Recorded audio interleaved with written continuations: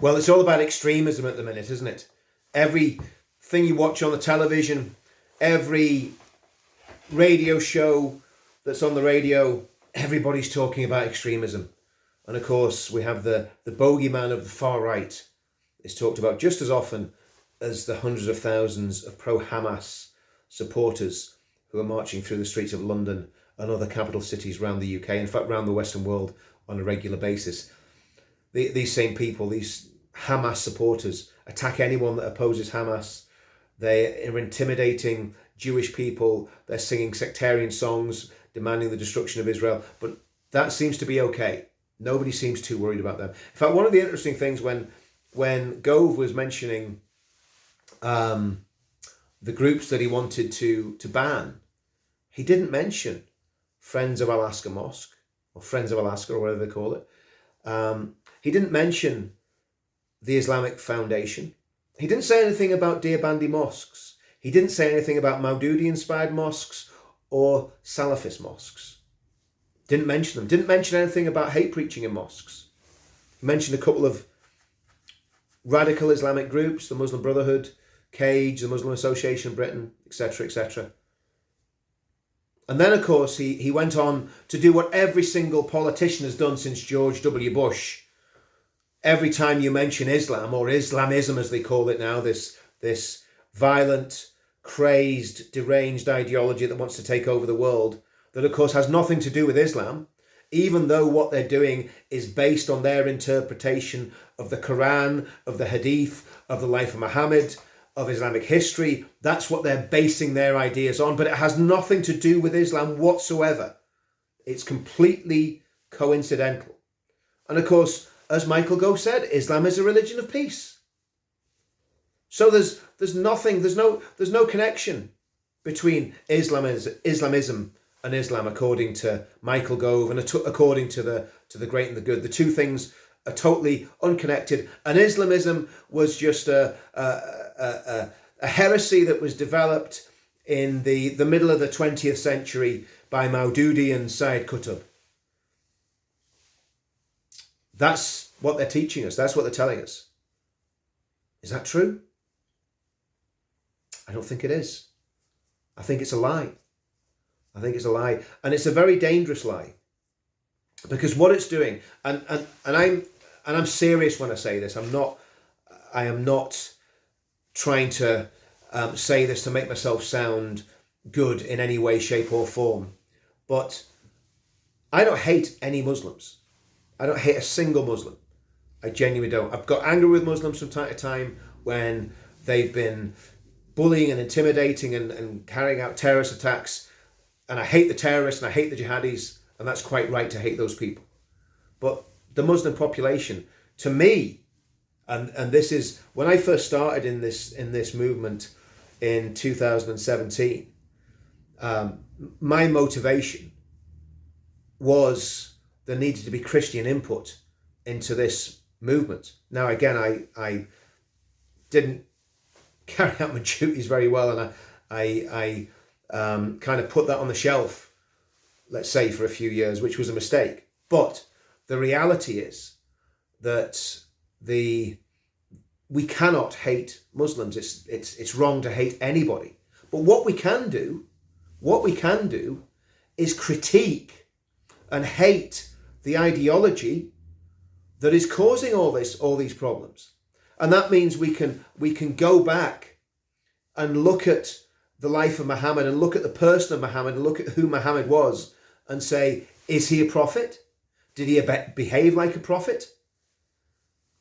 Was he a godly, holy man?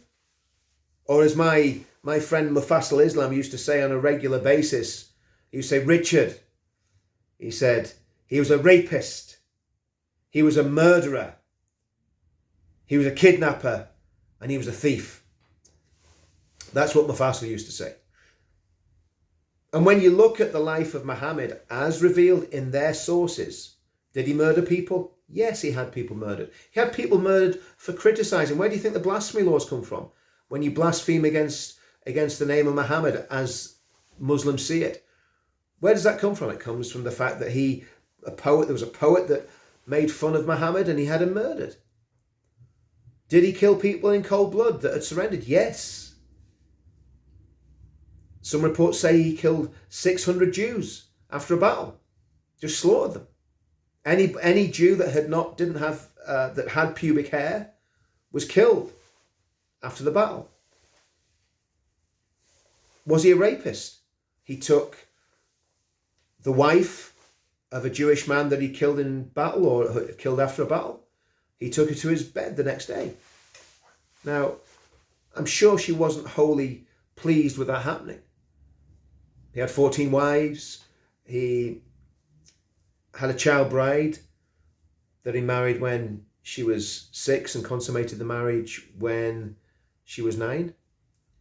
All those things are in the Muslim sources. I'm not making anything up here, and any honest Muslim will admit to that and tell you that. So is that the foundation of a religion of peace? That's the first question. Are the foundations of Islam, and I don't spend all my time reading the Quran, I did that years ago, and it's just not for me. Some people, that's their thing. They want to know everything about Islamic scripture and Islamic theology. I'm not that interested. I know enough about what's in the Quran, what's in the Hadith, and what's in the biography of Muhammad to know that we can very safely say that Islam is not a religion of peace. And it's disingenuous, and it's lying to the British people to say that it is. And it's lying to Muslim people to say that it is as well. And then we've got to say, have there been problems throughout history with Islam? And again, we look at how Islam spread. Islam was spread by the sword. There's no doubt about that. Those warriors, and they were some fighters. I mean, they had the zeal of believing they were doing God's will, and they came tearing out of Arabia and conquered a massive part of the crumbling Roman world. And it's very interesting. In the same way that they took over a crumbling empire in the 7th century or 8th century, whenever it was, when they went right the way through from Arabia, up round to Spain, up into France, and were only defeated at the Battle of Tours in France, or else the whole of Europe would have been Muslim for the last 1200 years. So they were very effective fighters. But the reality is, and the truth of the matter is, that Islam was spread by the sword. And nobody can deny that. That's just a fact of history. That's a fact of history. And then when we look at what's happening in contemporary Muslim societies, look at what's happened in Syria. Look at what's happened in Somalia. Look at what's happened in Kenya. Look at what's happening in Nigeria at the minute. There was a book written years ago called The Bloody Borders of Islam. And not all of the Muslims that are engaged in battle and that are fighting are what you would call Islamists. Many of them in Africa wouldn't really have a full understanding of of the political ramifications and the political ideology. But they know that according to what their imam tells them, according to what their leaders tell them, they can go and fight and take the land that should be rightfully theirs and turn all of Nigeria, if possible, into an Islamic state. And of course, there's terrible things happening in Nigeria. There's terrible things happened in Syria. The Christian church in Syria was decimated. The Christian church in Iraq was decimated. Some horrendous war crimes happened to Christian pastors in Iraq. I remember hearing one story of a pastor being held at gunpoint while his children were murdered in front of him. And the children turned round to the father and says, "Daddy, we're not scared." Or Abba, as it probably would have been. "We're not scared because we're going to be with Jesus," as they had their throats slit by jihadis. That happened in Iraq after the American and British invasion, and that's a whole other story that we could go into, but we haven't got time. But the point I'm making is that Islam has never been a religion of peace. And you could also say that Christianity hasn't been a religion of peace. However, here's the thing. When you go to the source, when you look at the New Testament, which is basically what Christianity's built on, the Old Testament, obviously the Jewish Bible, and then the New Testament. And the New Testament, Christians believe, fulfills the Old Testament in the coming of Christ and the coming of the Messiah. And when you look at the New Testament in context and the Old Testament as it's interpreted through the light of the New Testament, you cannot justify a holy war to conquer your enemies or to spread your faith. It's impossible to do that. It's impossible to do that. In fact, quite the opposite. If you look at what Christ did, it is completely the opposite to what Muhammad did. Christ said, love your enemies. Pray for those who persecute you. Muhammad killed his enemies. Muhammad killed those who persecuted him. Christ died for the sins of the world. He laid down his life so that there was a way back to God. Muhammad does the opposite. He denies, and the Quran does the opposite. They deny that Jesus Christ is God. And they say that the complete opposite, that Jesus Christ, they actually have the audacity to say that Jesus Christ was a Muslim.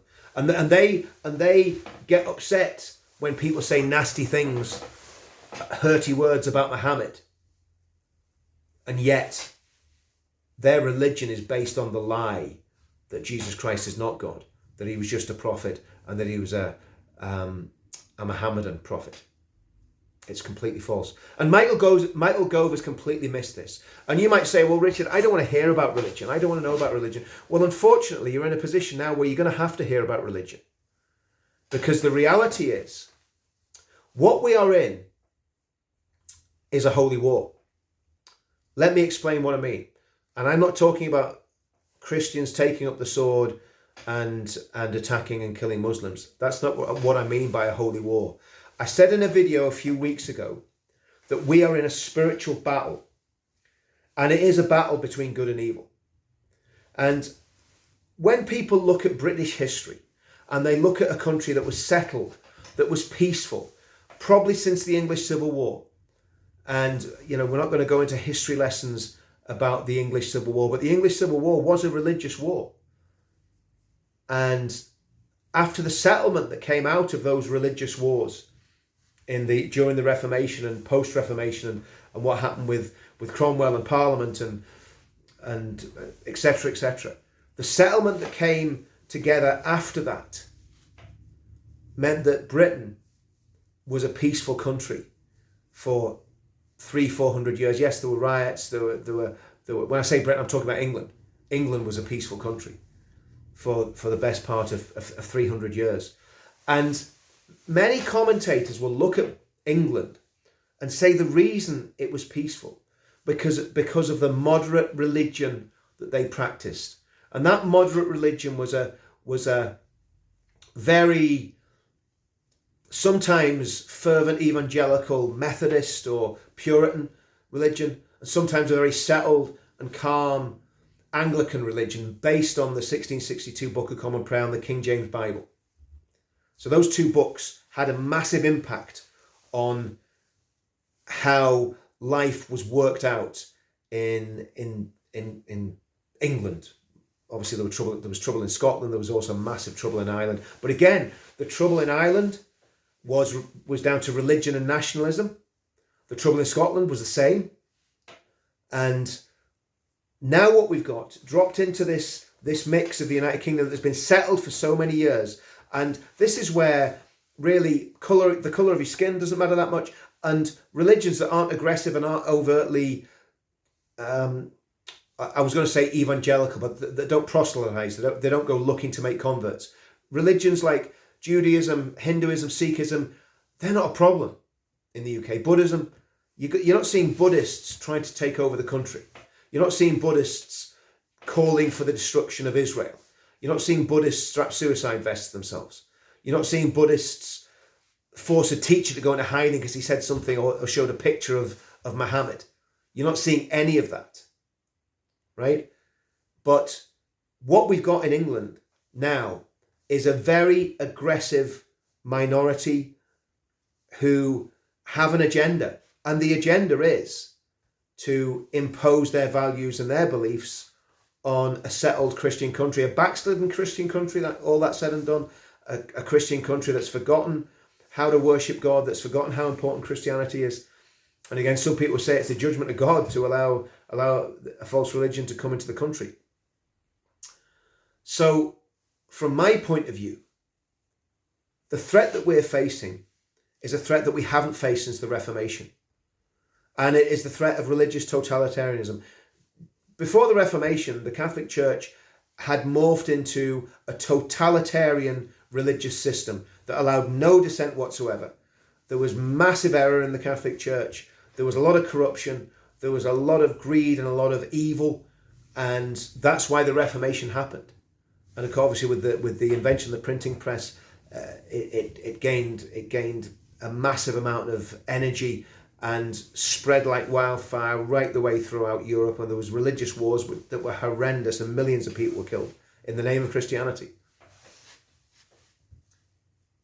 But what we've got in the UK now is a very, very vibrant, a very vocal, and a very dangerous situation with Islamic radicals, conservative Muslims who take what the Quran, the Hadith, Muhammad and their imams say extremely seriously. And given the wrong circumstances, it could explode into something very, very unpleasant. And even if it doesn't, with demographics, there's going to be more and more radical Muslims. If you want to call them Islamists, call them Islamists. But they are basically people that take the Quran, the Hadith, the teaching Muhammad, and the teaching people like Maududi seriously. And Deobandi, again, another very, very fundamentalist Islamic movement. We used to hear about fundamentalism. You never hear about that anymore. It's always Islamism. But we used to call it fundamentalist Islam, and I think that's a better description. It's people that actually believe that what Muhammad did was good and right, and believe that the way that Islam was spread was good and right, and want to do it in the 21st century. And nobody's talking about that in the political sphere and the political realm. And that's very, very dangerous. So when I say a holy war, what do I mean? And what do Christians do? And what do non-Christians do? And how do we come together to oppose the takeover of our country by religious fanatics, by Muslim religious fanatics, and by, it's not just the Muslim fanatics, and by the far left, and by the far right. And all of these groups have joined together and coalesced in their anti-Semitism, in their hatred of Israel. They've all come together, which is very interesting. So you've basically got the centre ground, and we are the centre. We are centrists. And what we need to do is work out how we oppose this and how we do it peacefully. And I believe there are two things that need to be done. We need a political party that will stand to get elected on the ticket of turning back this tide. And we need a spiritual revival. There's a guy who goes to Speaker's Corner called Bob. Don't know what his real name is. Don't care what his real name is. He's a good lad. He's a friend of mine. And Bob always talks about muscular Christianity. And what does he mean by that? He means Christians that are not scared of this. They're not going to compromise to this. They're not going to say that Muslims and Christians can worship together. You can't. The Bible says, what fellowship does light have with darkness? So there needs to be a revived, muscular church in the United Kingdom that is not filled with wimps and as a writer said many, many years ago, writing in the paper in the town I live in, a church filled with little old ladies of both sexes. Now that has completely different connotations today, but back when he was writing it, I knew what he meant. He didn't want pasty, pale, weak, lily-livered people who didn't have a backbone and didn't have any courage. But it needs to be done peacefully. And it needs to be done with, from a Christian point of view, it needs to be done in love. We need to reach out to our Christian neighbours and preach the gospel to them. And we need to reach out to our unsaved friends in the movement and preach the gospel to them. And tell them that they need Christ in their lives. That they need to basic things like they need to be saved, they need to know Jesus, they need to become Christians and followers of Christ. And again, I dropped the ball on that for many years, but I've picked the ball back up now. And I really do believe that that's the answer. So the holy war is not a war where we're going around being violent and attacking people. The holy war is a war where we're winning the battle of ideas, we're winning in the political realm, and we're turning the tide and turning this country back the way it should be facing, with that very settled, nice, gentle, moderate church that cares for people, that loves their enemies, but at the same time, the English people standing up against something that is so evil and so destructive that it would literally turn our country into hell. And that's the stakes. The stakes are extremely high. This is not a game. And we can't play this as a game. And the reality is many of us, including me, sometimes did play it as a game. I don't mean we didn't take it seriously, but we didn't take it seriously enough. We didn't take our faith seriously enough, and we didn't take the political side of it and the political battle seriously enough. So the question is, are you ready for this battle? Are you ready, as I said many years ago in London, to stand, to fight and protect? Because that's what we need to do. And I'm not talking about a physical fight. I'm talking about a spiritual fight. I'm talking about a political fight. I'm talking about an ideological fight. And that's what we're up against. We're up against the far left. We're up against this monster of Islamic radicalism, fundamentalism, Islamism, whatever you want to call it, whatever label you want to put on it. But to say it's disconnected with Islam is wrong.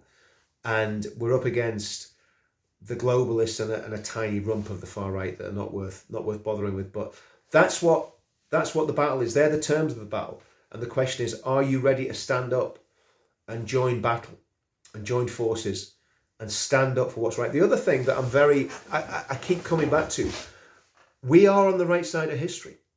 If you're against mutilating children, if you're against killing children just before they're born, I mean, they're talking about abortion up until literally the week that the baby's born. That's obscene. If you're against euthanasia, if you're against the godless agenda that has permeated every area of our society, if you're against all of these things, then you're on the right side of history. And you're standing on the side that God is standing on. I'm not speaking for God because he talks to me in a booming voice every day. I'm speaking for God on the grounds of what's said in the Bible, the Ten Commandments, the Sermon on the Mount, the teachings of Paul. That's what our country was based on and built on. And what I've realized is the further I get away from that personally, the more trouble I get into. And the further away we are as a country, the more trouble our country gets into. So we need a political force, we need a spiritual force, we need an awakening, and we need to go out and win these battles of ideas. And our ideas are the best ideas because we've seen the rest of them, we've tasted them, and they don't taste good. Heard Douglas Murray talking about the Enlightenment and how wonderful the Enlightenment thinkers were and how the Enlightenment changed everything. I don't believe that. I believe Protestant Christianity, from the Puritans, the Methodists, the very settled Church of England, that's what made Britain the moderate, tolerant country that it was. Not the Enlightenment. The Enlightenment led to the French Revolution and eventually led to communism and fascism. That's where the Enlightenment pointed towards. The rejection of God and the fact that man could do it on his own. That he was the captain of his soul. He was the decider of his own destiny. And men threw God to one side and went off on their own.